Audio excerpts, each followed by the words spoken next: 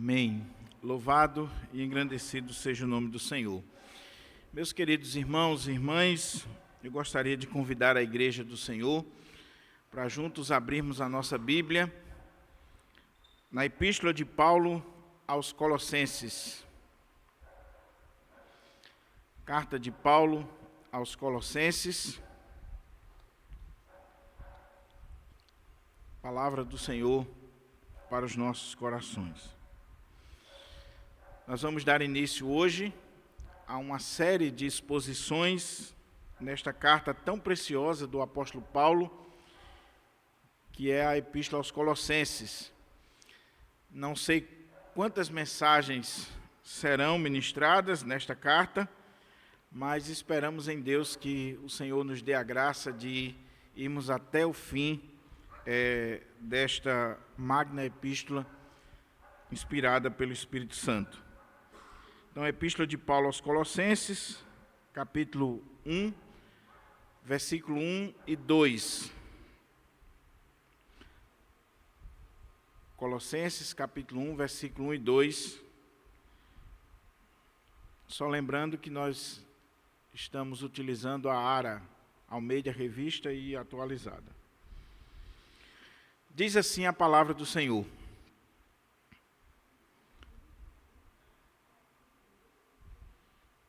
Paulo, apóstolo de Cristo Jesus, por vontade de Deus, e o irmão Timóteo, aos santos e fiéis irmãos em Cristo que se encontram em Colossos, graça e paz a vós outros, da parte de Deus, nosso Pai.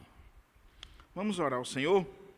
Vamos pedir ao Senhor que nos ajude, nos oriente, nos abra a porta à palavra nesse momento tão especial de culto, de louvor e de adoração ao nosso Deus.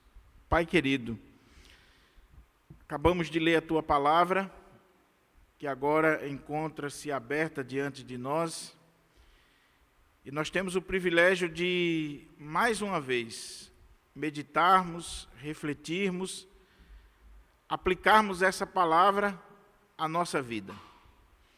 E eu quero te pedir, meu Pai, em nome de Jesus, que o Teu Espírito, o Espírito Santo do Senhor, que inspirou esse texto na mente do apóstolo Paulo, possa agora estar trazendo luz, discernimento espiritual ao nosso coração, intrepidez para aquele que fala, e que nós possamos aprender e apreender as palavras que aqui foram escritas. Fala conosco, Senhor. Fala conosco de uma forma toda especial. Fala aquilo que nós precisamos ouvir e não pura e simplesmente o que nós queremos. Que nesta série, na carta aos Colossenses, nós possamos estar diante do Senhor e sermos transformados para a Tua glória. Que nós possamos amar mais o nosso Redentor, o nosso amado Salvador, o Teu Filho Jesus Cristo, que é o tema desta carta. Ó Senhor, que nós possamos ser iluminados pelo Evangelho de Jesus Cristo. É assim que eu te peço, meu Pai, suplicando que as palavras dos meus lábios e o meditar do meu coração sejam agradáveis na Tua presença, ó Senhor, rocha minha e Redentor meu. Amém. Amém. O tema do sermão nesta manhã é introdução à carta de Paulo aos Colossenses. Nós vamos fazer uma introdução a Colossenses, já que este é o primeiro sermão da série, e há uma necessidade de nós entendermos o contexto da carta, alguns aspectos introdutórios da carta, para que a carta possa fazer sentido quando nós a lermos e à medida que nós formos ministrando sobre ela domingo após domingo. Mas à guisa de introdução, eu gostaria de destacar que nós, brasileiros, nós que somos brasileiros, Nós somos uma mistura. Nós somos um povo híbrido, em todos os aspectos. Nós temos uma base indígena, com todas as suas crenças, idiosincrasias, as suas ideias de mundo. Nós temos essa base. Nós somos também resultado de uma colonização portuguesa, com a sua religião católica medieval, com tudo aquilo que o catolicismo medieval sempre teve e permanece até hoje. Nós temos uma influência também do espiritismo francês, kardecista e por aí vai. Nós temos também, por causa da presença dos escravos, sobretudo, uma influência muito grande das religiões afros, de espiritismo também afro. E nós somos também frutos de uma evangelização protestante norte-americana, com todo o arcabouço protestante norte-americano. Isso faz com que o Brasil seja um país maravilhoso de se viver, com uma população, como eu disse, híbrida, uma população misturada, mas ao mesmo tempo traz alguns problemas, sobretudo no campo da religião. Porque nós somos um povo sincrético, místico, um povo devoto, mas sem reflexão. E que abraça crenças, conteúdos religiosos, místicos, esotéricos, sem parar para refletir nas implicações ou consequências daquilo que nós estamos abraçando. Então, se você olha para a igreja evangélica brasileira, por exemplo, você vai ver que a igreja evangélica brasileira, muitas denominações refletem perfeitamente a cultura brasileira. Esse sincretismo, misticismo e por aí vai. E como eu disse, isso traz problemas. Problemas porque quando nós queremos servir a Deus da forma correta, bíblica, teologicamente saudável, nós precisamos ter a capacidade de olhar para essa influência religiosa, cultural, para toda essa formação que nós tivemos, e olhar tudo isso à luz da Escritura, que é a nossa única regra de fé e prática, e podermos abrir mão daquilo que não está de acordo com a palavra de Deus e medirmos todas as nossas práticas e crenças à luz do que a palavra de Deus determina para nós. Mas o que isso tem a ver com a carta aos Colossenses?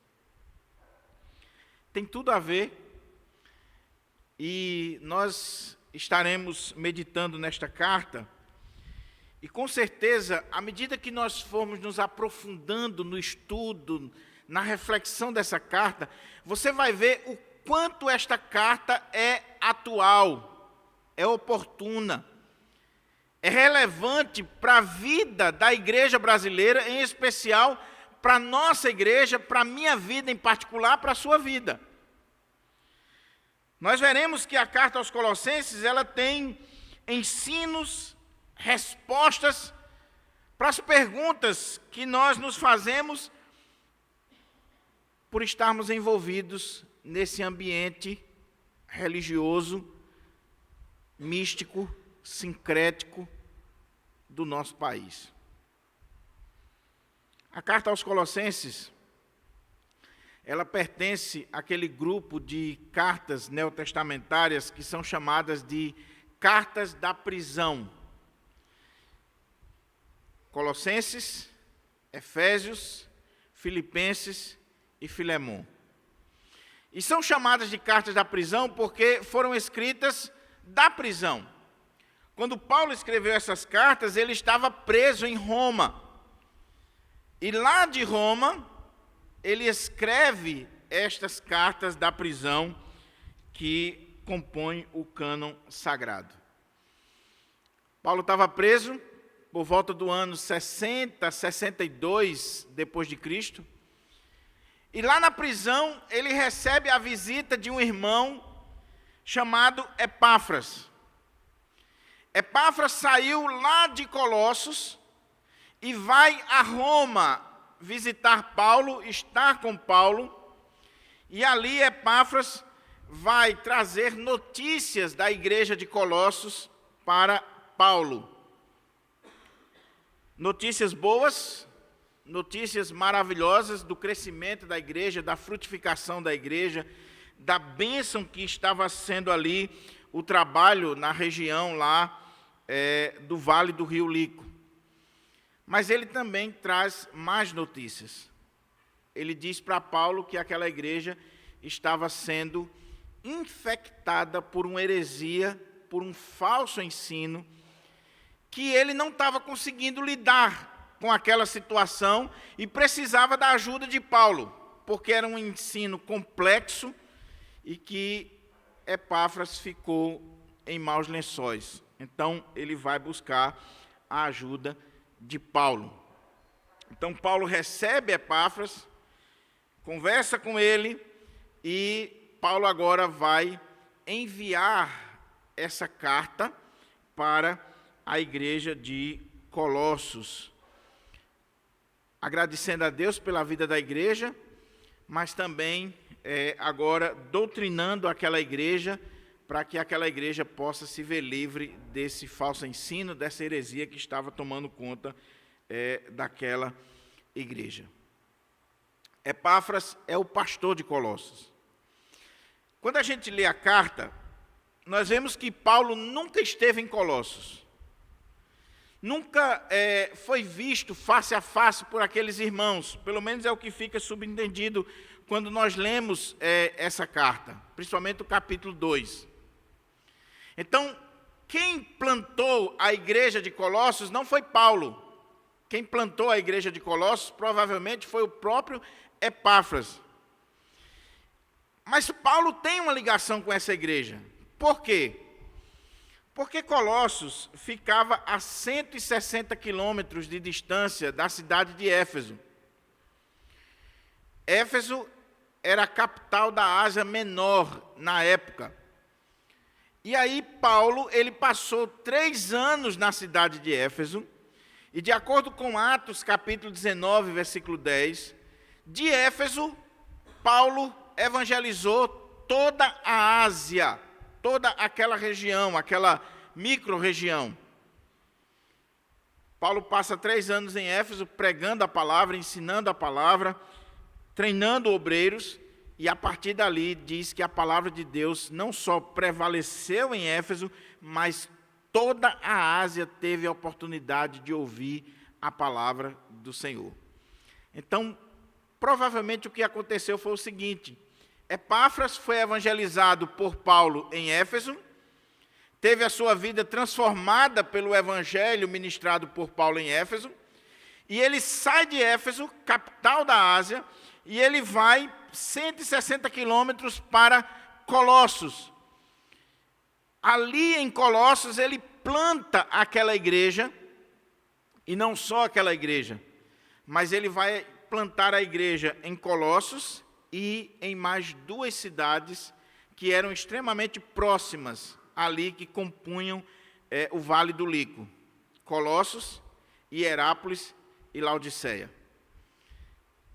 3 cidades pequenas, distante uma da outra 10, 15 quilômetros no máximo, que são agora evangelizadas, que recebem o evangelho de Jesus Cristo, e surge ali igrejas cristãs, igrejas, comunidades que adoram a Jesus Cristo como seu único e suficiente Salvador. Epáfras planta a igreja, está pastoreando o rebanho, e ele agora está com Paulo em Roma, trazendo essas notícias boas e más. E aí Paulo vai escrever essa carta para ajudar Epáfras. O que estava acontecendo? Quando a gente estuda a história de Colossos, e principalmente da região onde Colossos estava, nós vemos que aqui, que na época chamava-se Ásia Menor, hoje a Turquia, toda vez que você vê no noticiário Turquia, é exatamente a região que na época de Paulo chamava-se Ásia Menor, ou a região da Frígia na época. Então, quando a gente olha essa região aqui, nós vemos que essa região era uma região extremamente religiosa. A região da Frígia era uma região extremamente religiosa. Ali se adorava, por exemplo, a deusa Cibele. Ali se adorava Ísis. Ali existia religiões das mais diversas. Aquele povo era um povo religioso. Mas não esqueça que aquele povo também era um povo que, por serem gregos, eram influenciados pela filosofia grega. Então era um povo religioso e um povo também que estava sendo influenciado pela filosofia grega, em especial a filosofia neoplatônica, o dualismo platônico, que a gente vai falar mais um pouco daqui em instantes. Havia também ali naquela região judeus, muitos judeus, que tinham se deslocado para aquela região ali do Vale do Lico, porque era uma região extremamente rica, fértil, importante na época. Quando a gente estuda, principalmente a história dessas 3 cidades aqui do Vale do Rio Lico, nós vemos que ali existia, por exemplo, em Colossos, um grande centro têxtil. Ali existia uma indústria têxtil muito forte. E lá em Colossos, principalmente, a venda de lã e de produtos têxteis tingidos com uma tintura que era feita ali naquela região, fazia com que essa cidade fosse muito rica, muito próspera. A palavra Colossos vem exatamente do nome dessa lã que era tingida e que era uma lã nobre, que era vendida, exportada e que trazia muita riqueza para aquela cidade. Então nós vemos que era uma cidade próspera, uma cidade importante, e isso faz com que muita gente se desloque para aquela região, principalmente judeus. Haviam ali judeus ricos que comercializavam naquela cidade.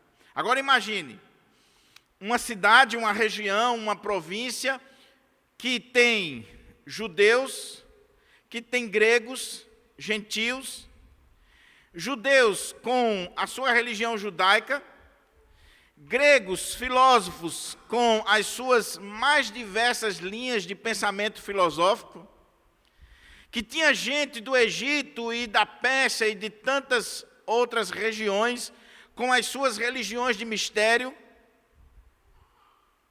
Imagine o sincretismo, a mistura, o misticismo que graçava naquela cidade, naquela região.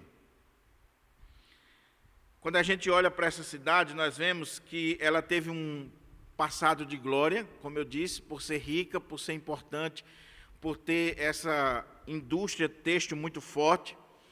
Mas aconteceu ali em Colossos um problema. É que essa cidade ela foi abalada por terremotos. Até hoje a Turquia é muito abalada por terremotos, porque aquela região é uma região vulcânica.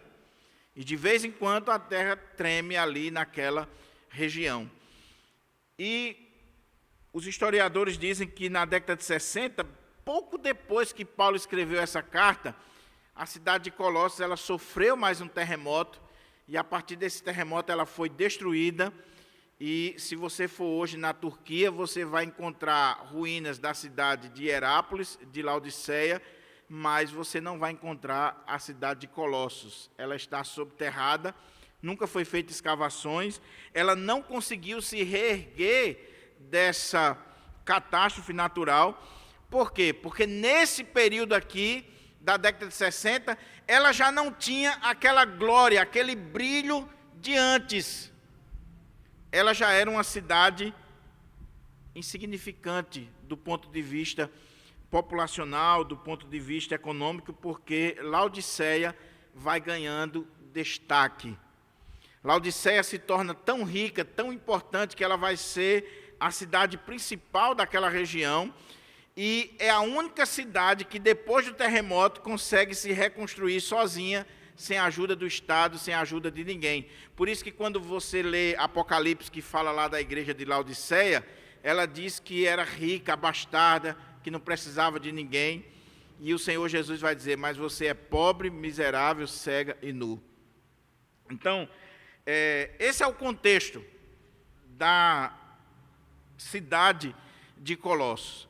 E aí, nessa cidade, tem uma igreja cristã, uma igreja que adora o Senhor Jesus, uma igreja que o texto vai colocar muito bem, forte, próspera, uma igreja que está frutificando, que tem fé, que tem amor, que tem esperança, que tem o Evangelho de Jesus Cristo, plantada por Epáfras, quando ouviu o Evangelho em Éfeso, ali, e vai plantar essa igreja. Mas o que estava acontecendo? Falsos mestres, falsos irmãos, que estavam se infiltrando naquela igreja, estavam trazendo um ensino para aquela igreja extremamente perigoso, letal, que se esse ensino tivesse prosperado, tinha sido o desastre do cristianismo e tinha atacado o cristianismo nas suas bases, destruído as bases do cristianismo. A coisa era tão séria ali em Colossos, que os estudiosos chamam essa heresia de a heresia de Colossos. Por quê? Porque não vai aparecer do modo como apareceu aqui, em lugar nenhum mais. Foi ali, principalmente ali, que surgiu essa heresia e que, como eu disse, se tivesse prosperado, tinha atacado e destruído o cristianismo nas suas bases, nos seus fundamentos. Que heresia era essa? É interessante quando a gente estuda o texto de Colossenses, e nós vemos que, até hoje, os estudiosos não têm praticamente noção de que heresia era essa. E você diz, como assim, pastor? É porque a coisa era tão complexa que os estudiosos se perguntam, como é que a gente pode resumir que heresia era essa? Como é que a gente pode resumir? O que estava acontecendo? Para a gente entender que heresia era essa, você tem que entender a carta. Você tem que ler a carta.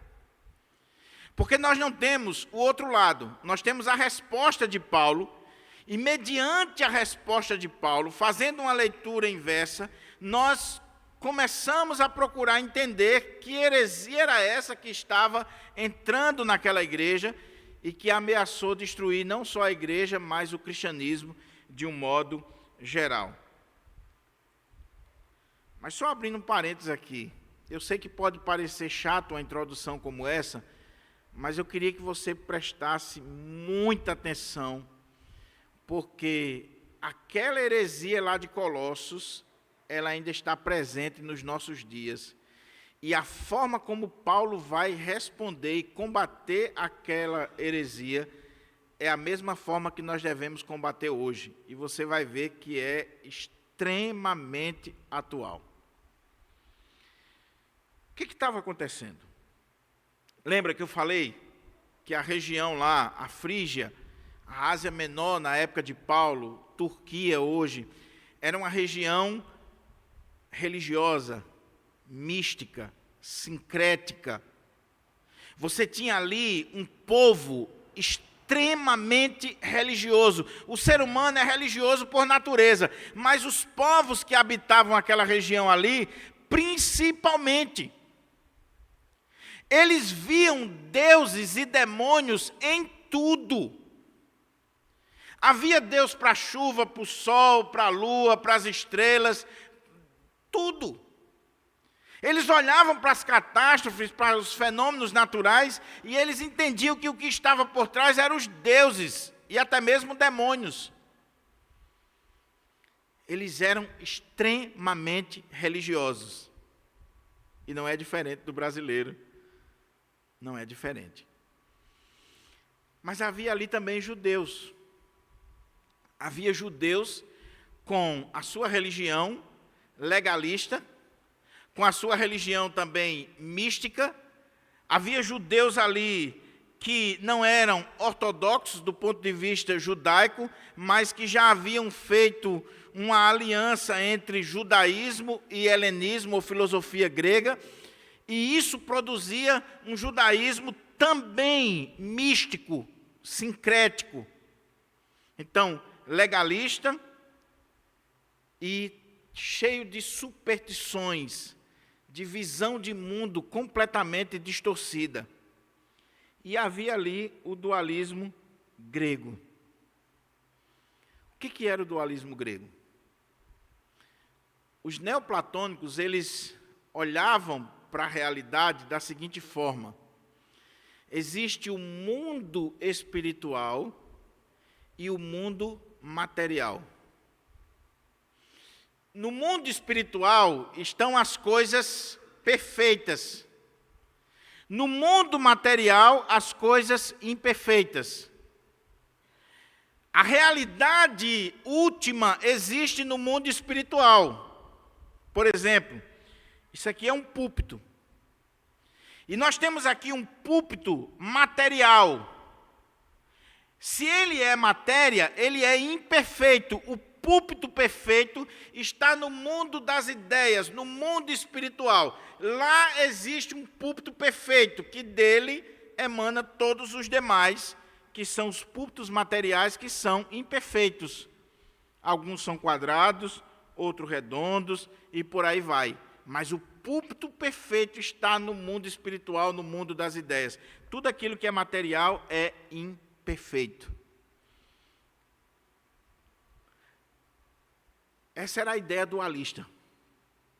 Então, quando o grego olhava para esse mundo material, ele via esse mundo, a matéria, como algo mau. A matéria é má, porque ela é imperfeita. Então, o meu corpo é matéria. Então, o meu corpo necessariamente é mau, é imperfeito. Pastor, mas o que isso tem a ver com Colossenses, com Cristo, com a igreja? Vamos ver. Além dessa visão dualista, havia, como eu disse, o legalismo judaico. Os judeus impondo regras de dias, meses, festividades, tipos de comida, maneiras de viver, luas novas, festas, sábados. Então havia um legalismo exacerbado, muitas regras, muito mandamento de homem, práticas legalistas para se chegar a Deus. Havia aquela religiosidade mística, sincrética da Frígia, que estava relacionada com astrologia, onde se olhava para os astros, se olhava para a criação, e via-se nessa criação deuses que estavam por trás de tudo isso. Astrologia. Aí, quando os estudiosos começam a ver o que estava acontecendo em Colossos, o que estava acontecendo em Colossos é que tudo isso aqui, que dizia respeito ao contexto daquela região, estava sendo colocado como que num liquidificador, unindo tudo, E isso estava presente na igreja de Colossos. Então você tinha na igreja de Colossos judeus com o seu judaísmo, com o seu legalismo. Você tinha na igreja de Colossos cristãos que eram oriundos dessas religiões de mistério, da Frígia, do Egito, da Pérsia, da Mesopotâmia, que adoravam os astros, que adoravam a criação, que tinha toda essa cosmovisão de mundo completamente pagã, e que estavam ali dentro, novos convertidos, que ainda olhava para fenômenos da natureza e via atrás disso ídolos, demônios e etc. Você tinha ali gente que era influenciada pela filosofia grega, do dualismo, que dizia: esse mundo é matéria e a matéria é má, é imperfeita, meu corpo é matéria e por isso nós precisamos buscar as coisas do espírito. Tudo aquilo que é relacionado à matéria é algo mau. Então, eles se autoflagelavam, eles não consideravam o corpo. Então, havia um ascetismo exacerbado naquela igreja. Por outro lado, o dualismo grego, ele pode provocar duas coisas em relação à matéria, principalmente o corpo. A gente viu aqui na exposição de Corinto. Ele pode fazer com que você, por um lado, despreze o corpo, porque o corpo é mau, é ruim, é matéria, e os gregos olhavam para o corpo como o caixão da alma, como a prisão da alma. Então, a coisa que mais os gregos queriam era se ver livre desse corpo, dessa matéria que é má, e voltar para essa realidade espiritual. E aí você vai privar esse corpo de qualquer tipo de prazer, de coisas boas, até mesmo do sexo, que é uma das coisas que Paulo vai colocar aqui. Mas você pode ir para o outro extremo de dizer assim: o corpo é mau, a matéria é mau, o que eu faço com esse corpo não diz respeito a Deus. Deus só quer o meu coração, a minha alma. Deus não tem nada a ver com o meu corpo. Então, o que eu faço com esse corpo não tem problema algum. Qual o problema de se prostituir, de fazer isso, fazer aquilo? Porque é corpo, é matéria. Não diz respeito às coisas espirituais. Pega tudo isso, coloca num liquidificador e veja o que estava acontecendo naquela igreja. Só que quando os estudiosos olham para a carta, eles veem que o que definia esse tipo de heresia na época era um movimento chamado gnosticismo. Então, o que está mais próximo para a gente entender essa heresia de Colossos é aquilo que ficou conhecido na história como gnosticismo, que foi combatido nos primeiros séculos da igreja, que a igreja sempre enfrentou, mas que até hoje continua presente no mundo e não saiu da igreja. Essa visão gnóstica. O que é isso? Os gnósticos, a própria palavra gnóstico vem de gnose, conhecimento, saber. Então, os gnósticos, que eram cristãos, é uma heresia dentro do cristianismo, os gnósticos diziam que nós somos salvos por um conhecimento, uma gnose, um conhecimento que era revelado para uns poucos experimentados. Eles não negavam o evangelho, eles não negavam a pregação dos apóstolos, eles eram cristãos, mas eles diziam que havia um conhecimento mais profundo, um conhecimento revelado para poucos experimentados, que os apóstolos não tinham, e que eles agora tinham e estavam transmitindo para a igreja. E você era salvo mediante este conhecimento e a prática de determinadas coisas que eles ensinavam. O que é o gnosticismo? A visão gnóstica de mundo. O gnosticismo ele pode ser resumido em pelo menos 2 pontos principais, 2 visões. Primeiro, os gnósticos entendiam que a matéria é eterna. eterna. É a primeira coisa. Segunda coisa, que a matéria é má. Assim como os gregos, eles são influenciados pela filosofia grega dualista, aquele pensamento grego de que a matéria é má, de que a realidade espiritual é que é perfeita, que é boa, a matéria é má. Então os gnósticos, eles tinham essa visão também, de que, primeiro, a matéria é eterna e a matéria é má. Aí, qual o desdobramento disso?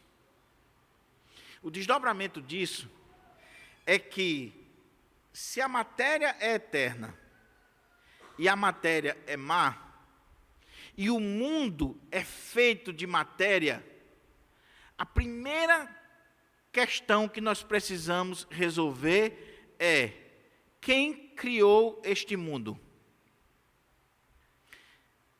A matéria é eterna e o mundo é feito de matéria e a matéria é má. Então, quem criou este mundo?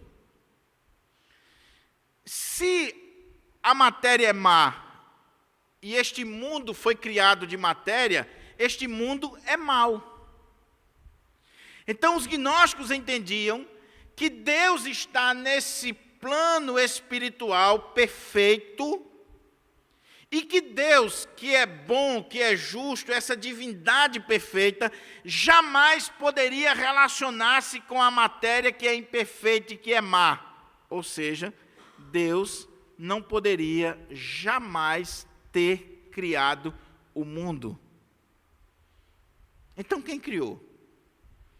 O que os gnósticos defendiam?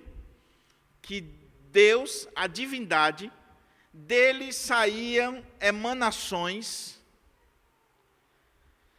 que é chamado na língua grega de aions, que à medida que vão saindo de Deus, essas emanações que vão saindo de Deus, e quanto mais distante essas emanações, elas vão ficando da divindade ou de Deus, elas vão se tornando mais hostis a Deus. E que lá na ponta, aquela emanação mais distante, que eles vão chamar de um demiurgo, esse ser, essa emanação, foi quem criou este mundo. Um demiurgo foi quem criou o mundo. Por quê? Porque esse mundo não pode ser criado por um Deus bom. Foi criado por esta faísca, esta emanação, que cada vez mais distante de Deus, ela lá na ponta, ela agora vai criar este mundo. Aí você começa a entender por que Paulo está dizendo aqui que Cristo é aquele que nele foram criadas todas as coisas.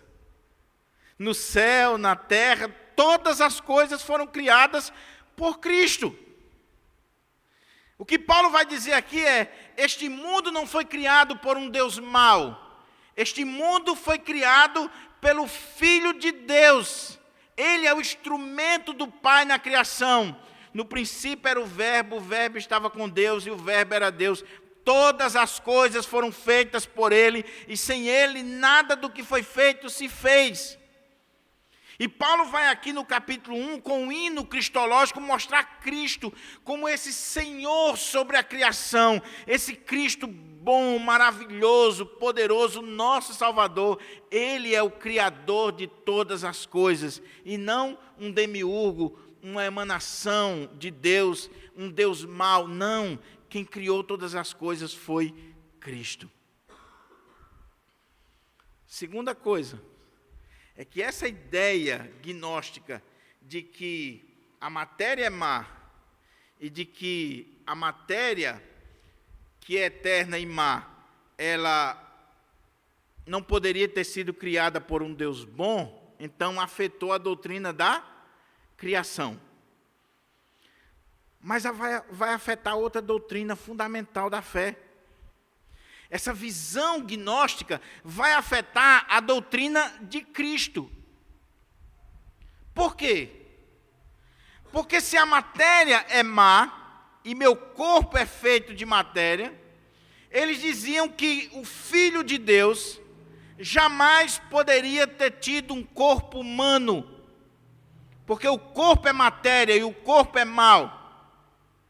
Então os gnósticos olhavam para Jesus e eles acreditavam em Cristo, mas eles não defendiam a humanidade de Cristo. Eles diziam que Cristo era como que fosse um fantasma e que quando Cristo andava, por exemplo, ele não deixava pegadas na areia. Cristo não tinha um corpo material, porque matéria é algo mau. Então, Cristo jamais poderia ter tido um corpo físico. E aí Paulo vai responder, mostrando não só a divindade de Cristo, mostrando que Cristo é Senhor sobre todas as coisas, Criador sobre todas as coisas, mas vai mostrar que Cristo morreu, derramou seu sangue, que Cristo tinha um corpo, que ele era 100% Deus, 100% homem. Você já pensou que coisa? Mas essa doutrina vai afetar, como eu disse, não só a doutrina da criação, a doutrina da divindade e humanidade de Cristo, mas vai afetar também a prática da nossa vida. Porque, como eu disse, se você crê que a matéria é má e que o corpo é matéria, você vai para um dos dois extremos. O primeiro extremo é de você virar uma seta, é de você se privar de tudo que é bom, de tudo aquilo que é prazeroso, gostoso. Por quê? Porque você quer sacrificar esse corpo. E quando a gente olha na história da igreja, na história do cristianismo, nós vemos que pessoas influenciadas por esse pensamento gnóstico, por esse pensamento dualista grego, pessoas desprezaram o corpo. E nós que somos evangélicos, a gente precisa ter muito cuidado, porque isso está muito presente na vida das igrejas. Quando a gente diz que Deus só quer o coração, que Deus não está nem aí com o nosso corpo. Então você começa a privar o seu corpo de tudo que é bom. Mas o outro extremo, de um lado o ascetismo, o legalismo, o outro extremo é a libertinagem, é o antinomismo, é você dizer, se o meu corpo é mau, já viu aquela filosofia? Olha, isso é matéria, a terra vai comer. Então o que você faz com o corpo não tem nada a ver, olha, você aproveita porque a terra vai comer isso aí, viu? Deus quer o nosso espírito, Deus quer a nossa alma.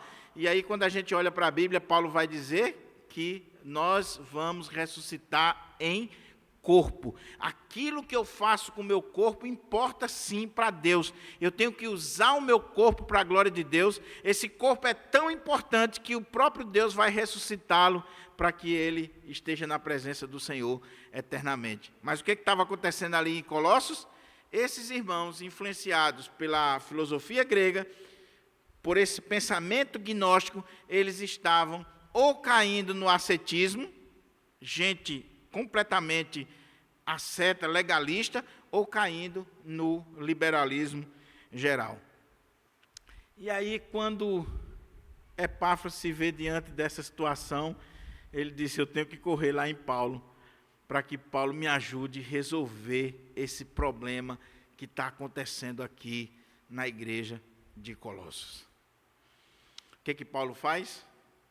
Paulo vai olhar para essa situação da igreja de Colossos, que estava sendo influenciada por essa heresia, que era resultado do judaísmo, do cristianismo, de filosofia grega, de religiões de mistério, de misticismo, legalismo e tudo que você imaginar.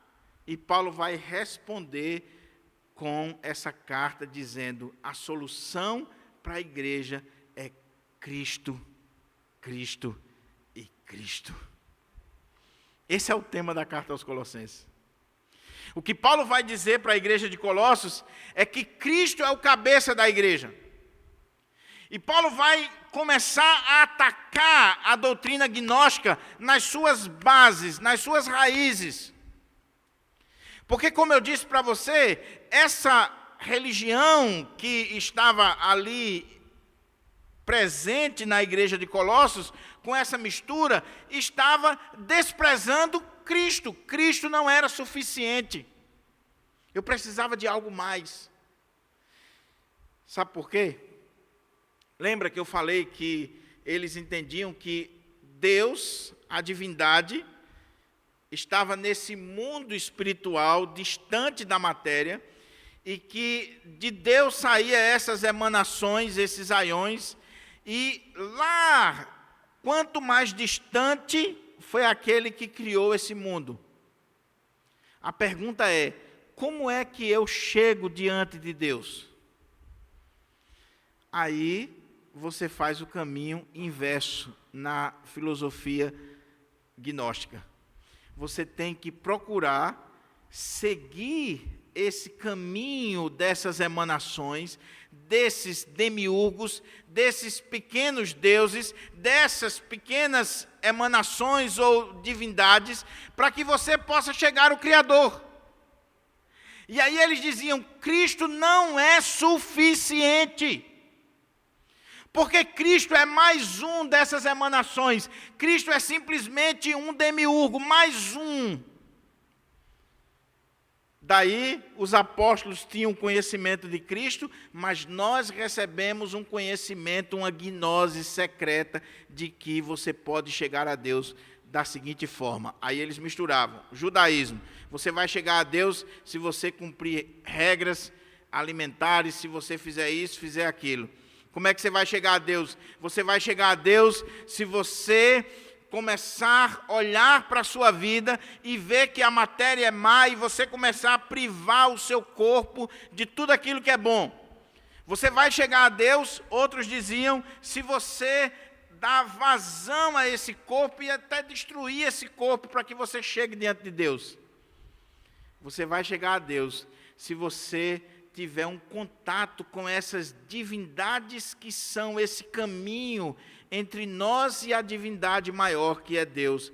Você precisa ter este conhecimento de como se aproximar de Deus. Aí Paulo diz, está tudo errado, porque nós só precisamos de Cristo. Ele é a imagem do Deus invisível, o primogênito de toda a criação. Nele foram criadas todas as coisas. Nele habita corporalmente toda a plenitude da divindade. Ou seja, eu não preciso de aiões ou de emanações para chegar a Deus. Eu chego diante de Deus através de Cristo, porque Ele é Deus. Nele, no corpo dele, veja a ênfase de Paulo no corpo, em Cristo, no seu corpo, habita corporalmente toda a plenitude da divindade. O que Paulo está defendendo aqui é o solos Cristo, somente Cristo, Cristo e Cristo. Há uma expressão aqui no texto muito interessante que os gnósticos utilizavam, que fala dos rudimentos do mundo, capítulo 2. E ninguém sabia o que é que significava isso. Existem expressões na carta que os estudiosos, até a década de 40, 50, não sabiam. Até que lá em Nag Hammadi foram descobertos os manuscritos do Mar Morto. Eu acho que você conhece essa história. Um pastor estava cuidando do seu rebanho, e aí de repente uma das cabras, das ovelhas, se perdeu, e ele sai procurando essa cabra, e aí ela entra numa caverna, aquele pastor joga uma pedrinha naquela caverna para ver a profundidade, e ele ouviu que bateu em um pote. E quando ele entra, ele descobre ali aquilo que é chamado dos manuscritos do Mar Morto, que é uma das maiores descobertas da humanidade.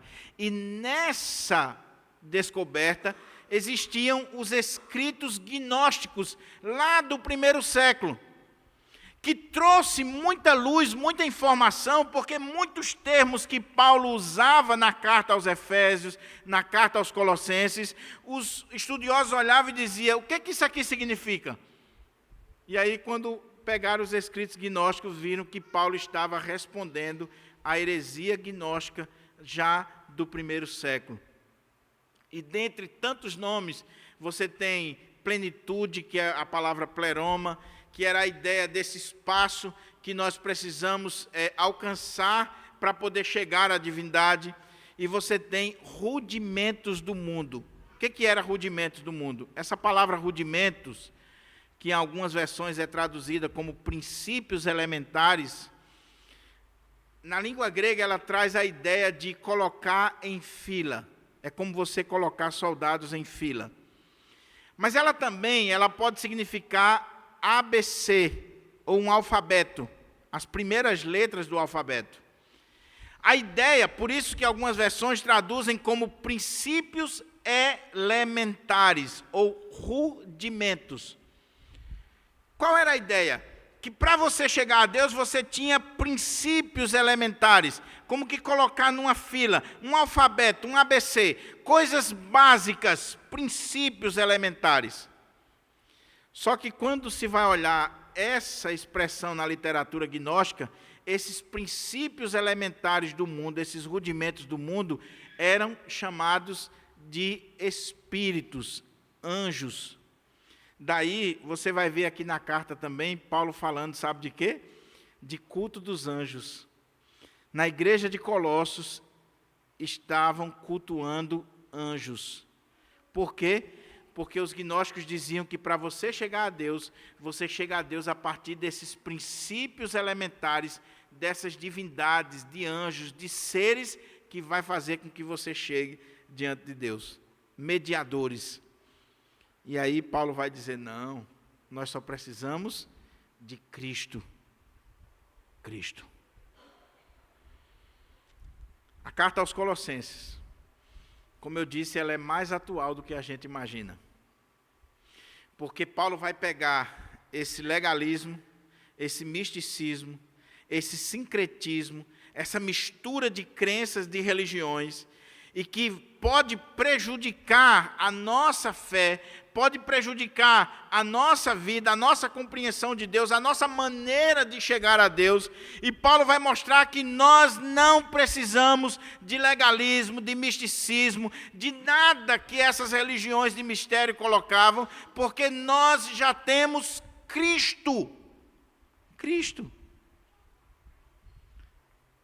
E aí, meus irmãos, quando nós vemos a igreja evangélica brasileira, por exemplo, na sua grande maioria, uma igreja legalista, que vai dizer, você precisa cumprir determinadas regras.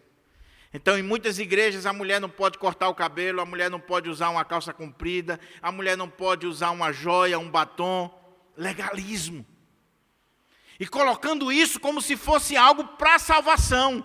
Se você não fizer isso, você está perdido, você não vai chegar diante de Deus. Legalismo. Em outras igrejas, um misticismo e um sincretismo exacerbado. Por exemplo, você tem igrejas com um copo d'água em cima do rádio, com sal grosso, com campanha disso, campanha daquilo, falando de espíritos territoriais. Você tem igrejas aí que é uma mistura de protestantismo, de espiritismo e de catolicismo, e por isso que deu certo no Brasil. Basta você olhar a Igreja Universal. O que é a Igreja Universal? A Igreja Universal é exatamente o reflexo do que Paulo está dizendo aqui. A Igreja Universal pega protestantismo, porque ela surge no meio protestante, ela pega catolicismo, a ponto do nome universal é católico e algumas práticas, e ela pega práticas da religiosidade afrodescendente que nós temos, e ela mistura, e por isso que é essa igreja mística, sincrética, e que é tão querida das pessoas. Aí tem sal grosso, tem copo d'água, tem mesa branca, tem uma série de coisas, tem pastor, mistura judaísmo, pastor vestido como judeu, tem candelabro, tem sacrifício disso, sacrifício daquilo, uma mistura tremenda, e aí Paulo iria dizer assim, nós não precisamos de nada disso, nós só precisamos de Cristo. Cristo. Somente Cristo. Então, meus irmãos, como eu disse, eu sei que pode parecer chato essa introdução, mas se você não compreender o fundamento do que está aqui, você não vai compreender a carta.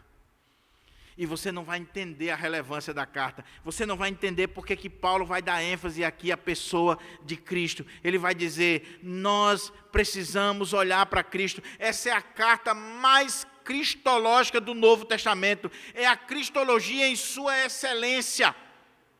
Falando de Cristo. E que Cristo é suficiente. Cristo é supremo. Cristo é Senhor. Cristo é o Criador. Ele é o autor e consumador da nossa fé. Qual o remédio para o legalismo? Cristo. Qual o remédio para o ascetismo? Cristo. Qual o remédio para o misticismo, para o sincretismo da igreja, para práticas completamente fora da palavra de Deus? Cristo, Cristo e Cristo. Detalhe, é que a carta aos Colossenses, como eu disse, nesse contexto aqui, a cidade de Colossos era pequena, insignificante, já não tinha aquela glória do passado. E Paulo está escrevendo para essa igreja, talvez, a carta mais importante e profunda da história do cristianismo. Essa carta foi a carta que mais influenciou os primeiros concílios da igreja, que decidiram sobre a doutrina de Cristo. Concílio de Nicéia, concílio de Calcedônia e vários concílios que decidiram sobre a doutrina do nosso amado Salvador.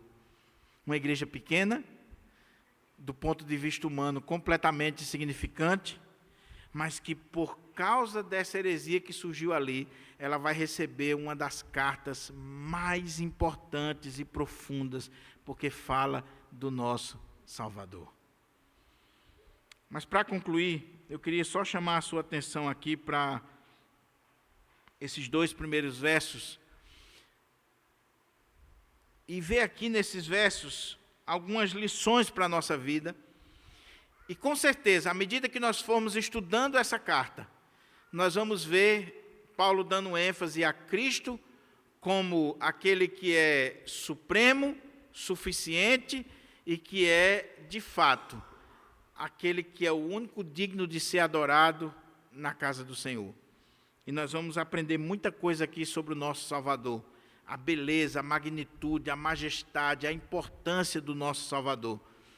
Mas antes de entrarmos no conteúdo em si da carta, veja como é que Paulo começa essa carta aqui no prefácio e na saudação. Primeiro ele começa se apresentando, e ele diz: Paulo, apóstolo de Cristo Jesus, por vontade de Deus. Paulo se apresenta para aquela igreja. Por quê? Porque ele nunca tinha estado lá. E se Paulo nunca esteve lá, não é o fundador da igreja, nunca a igreja viu a sua face, qual é a autoridade que Paulo tem para escrever para aquela igreja? Aquela igreja poderia dizer assim: qual é a autoridade de Paulo em escrever para nós? Mas por que Paulo tinha autoridade para escrever para aquela igreja, e essa carta ela tem autoridade também na nossa igreja? Porque quem está escrevendo ela não é um homem qualquer. Quem está escrevendo é Paulo, apóstolo de Cristo Jesus. O que é um apóstolo? Apóstolo é alguém que pertence a Cristo, mas o sentido que está sendo utilizado aqui é para mostrar que ele é alguém que tem autoridade, porque ele foi enviado por Cristo, comissionado. Um apóstolo era alguém que havia sido escolhido pessoalmente por Jesus, que foi chamado por Jesus, treinado por Jesus e enviado por Jesus com autoridade sobre as igrejas. E Paulo vai dizer aqui que ele é apóstolo, não pela vontade de homens, não porque um concílio determinou, ele é apóstolo pela vontade de Deus. Não foi ele que se fez apóstolo, não foi ele que se autodenominou apóstolo, ele é apóstolo pela vontade de Deus. Ninguém pode se autodenominar apóstolo. Por isso que todos os apóstolos, entre aspas, modernos e pós-modernos, são falsos. Ninguém pode se autodenominar apóstolo. Só quem podia determinar que alguém seria apóstolo era o próprio Jesus. Por quê? Porque a palavra apóstolo é aquele que é enviado, que tem autoridade para falar em nome de. E essa instituição apóstolo, ela vem de uma instituição do pensamento hebraico chamada Shaliá. O Dr. Russell Shedd trabalha muito bem isso no seu comentário. O que era um Shaliá no contexto judaico? É alguém que tem a procuração para representar outro.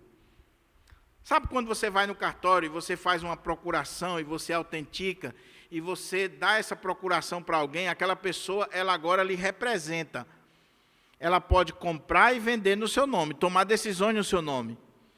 Então, o que era um apóstolo? Um apóstolo era alguém escolhido por Jesus e que tem dele essa autorização, essa procuração para representá-lo, de tal maneira que quando o apóstolo chegava, era Jesus chegando.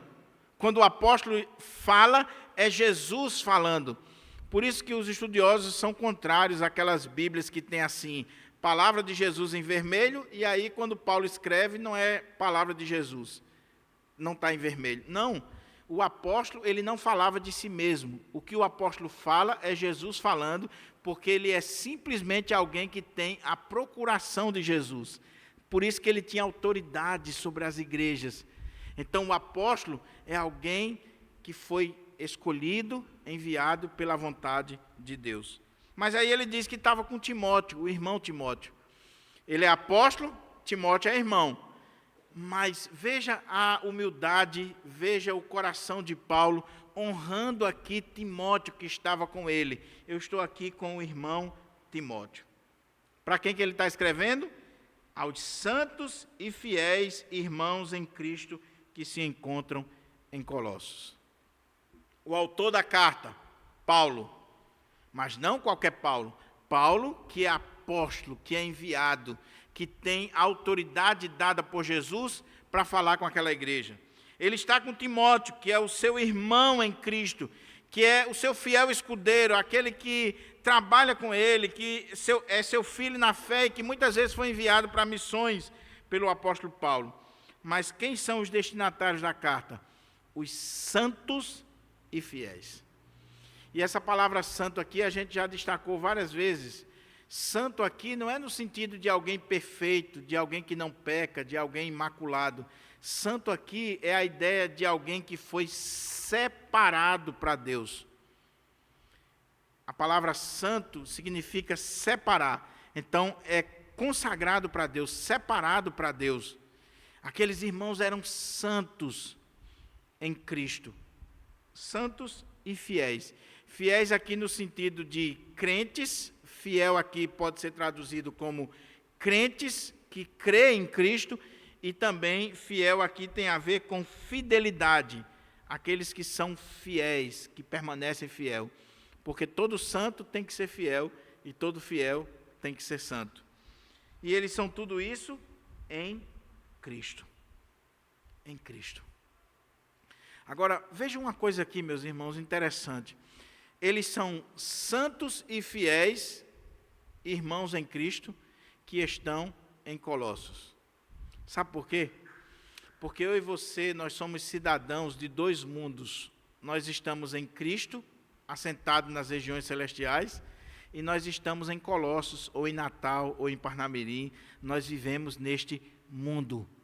Aqueles irmãos estavam em Cristo eles já estavam assentados nas regiões celestiais, em Cristo eles já desfrutavam de todas as bênçãos espirituais, mas eles continuavam em Colossos. E Paulo está dizendo, vocês são santos e fiéis em Cristo que vivem em Colossos. E outro detalhe, você prestou atenção aqui que em Colossenses Paulo não diz assim, a igreja que está em Colossos, ele está se dirigindo individualmente aos santos, aos fiéis em Cristo que estão em Colossos. E eu estava lendo alguns comentaristas que eles faziam esse destaque. O que Paulo está fazendo aqui? Paulo está se dirigindo a pessoas individualmente, aos santos, aos fiéis. E qual é a lição que nós devemos tirar daqui? Irmãos, a gente precisa ter cuidado para a gente não pensar só no coletivo. Nós precisamos pensar no individual. O importante não é a denominação, não é a sociedade interna. O importante é quem faz parte daquela denominação, daquela sociedade interna, os santos e fiéis. Mas nós temos a tendência de desconsiderar o ser humano em si por causa da instituição, por causa do grupo, por causa do todo. A gente não vê o ser humano em si. E Paulo está se dirigindo a eles, que estão em Cristo. Graça e paz da parte de Deus, nosso Pai. Paulo deseja graça e paz. E nós temos aqui não só uma saudação cristã, nós temos aqui um voto. Nós temos aqui Paulo desejando para aquela igreja graça, favor de Deus, esse favor imerecido, mas também paz, shalom, que no contexto judaico tem a ver com tudo aquilo que vai fazer você prosperar, você viver bem, você ser feliz, você viver uma vida na presença do Senhor. E ele diz, da parte de Deus, nosso Pai. Nosso Pai. Eu queria que você prestasse atenção aqui, porque aqui é interessante. Veja que Paulo se dirige aos santos e fiéis, porque a preocupação dele é indivíduos, mas quando ele vai falar de Deus, ele não diz assim que Deus é o seu Pai. Não, ele é o nosso Pai. Deus não tem só um filho, Deus tem a igreja, o coletivo. É nosso Pai. Agora veja que quando ele vai falar de Cristo aqui na frente, ele vai dizer Pai de nosso Senhor Jesus Cristo. Mas toda vez que Paulo vai falar de Deus como nosso Pai, ele coloca no plural. Ele não é o meu Pai individualmente, ele é o Pai da igreja. Ele é o nosso Pai, ele nos adotou como filhos, de tal maneira que todos são importantes para Deus, porque ele é o nosso Pai. Deus só tem um filho, que é Cristo Jesus. E nesse filho, ele nos adotou como filhos para si. Do verso 3 ao verso 8, Paulo vai dar graças por aquela igreja. E é isso que nós vamos ver no próximo sermão. Depois Paulo vai falar sobre Cristo, no hino cristológico. E Paulo vai começar a revelar a beleza, a magnitude, a singularidade do nosso Salvador. E à medida que a carta vai crescendo, vai desenvolvendo, nós vamos vendo o quanto nós somos completos, perfeitos em Cristo Jesus. Paulo vai exaltar aqui a supremacia de Cristo, a suficiência de Cristo, a beleza de Cristo, a magnitude de Cristo, a majestade de Cristo.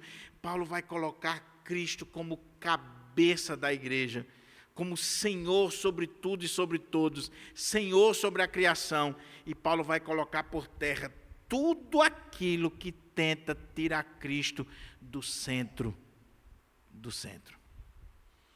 A minha oração é que ao estudarmos essa carta, nós venhamos estar cada vez mais amando o nosso Supremo Salvador, o nosso Senhor e Salvador Jesus Cristo. Que nada, nem ninguém possa impedir de nós tributarmos a Cristo a honra e a glória que é devida ao seu nome. Ao seu nome. Nele estão escondidos todos os tesouros do conhecimento. Nele habita corporalmente toda a plenitude da divindade. Ele é antes de todas as coisas. Ele é o único digno de ser adorado. Ele é o meu e o seu Salvador. Nada, nem ninguém pode ocupar o lugar de Cristo. Nem homens, nem anjos.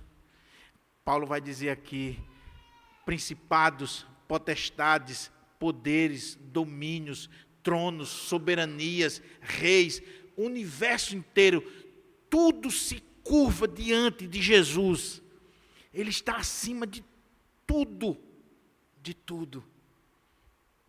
É Ele o centro, é Ele o foco, é Ele a nossa mensagem, É por causa dele que nós estamos aqui. E é a carta aos Colossenses que vai revelar esse Cristo. O desafio para você e para mim é lermos essa carta, é pensarmos nessa carta, é refletirmos, meditarmos. Leia uma vez, duas, três. Lembre-se do que está por trás, o gnosticismo, tentando tirar Cristo, dizendo que Cristo não é suficiente, que Cristo não é perfeito, que Cristo não serve, que eu preciso de outras coisas. E você vai ver que Ele é suficiente para a sua vida. Amém? Vamos ficar de pé para a gente orar?